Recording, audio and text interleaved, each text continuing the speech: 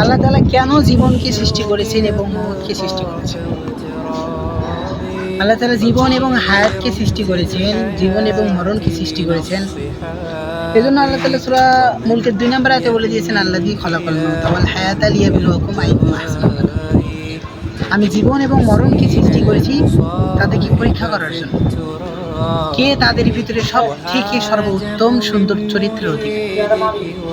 আমাদেরকে আল্লাহ তাআলা সৃষ্টি করেছেন আমাদেরকে পরীক্ষা করার জন্য যে আমাদের ভিতরে কে সবচেয়ে উত্তম, কে সবথেকে সুন্দর আমলের অধিকারী। তাছাড়াও কোরআনে বহু আয়াত রয়েছে, যেমন ওমা খালাকতুল জিন্না ওয়াল ইনসা ইল্লা লিয়াবুদুন। আমি মানুষ এবং জিন জাতিকে সৃষ্টি করেছি শুধুমাত্র আমার ইবাদত করার জন্য। এছাড়াও আনকাবুতের ভিতরে আছে কুল্লু নাফসিন যায়িকাতুল মাউত, প্রত্যেকটা প্রাণীর মৃত্যুর স্বাদ গ্রহণ করতে হবে। তো আমাদের একদিন না একদিন মৃত্যু তো হবেই, এটা তো শিওর। তো মৃত্যুর স্বাদ সবাইকেই গ্রহণ করতে হবে।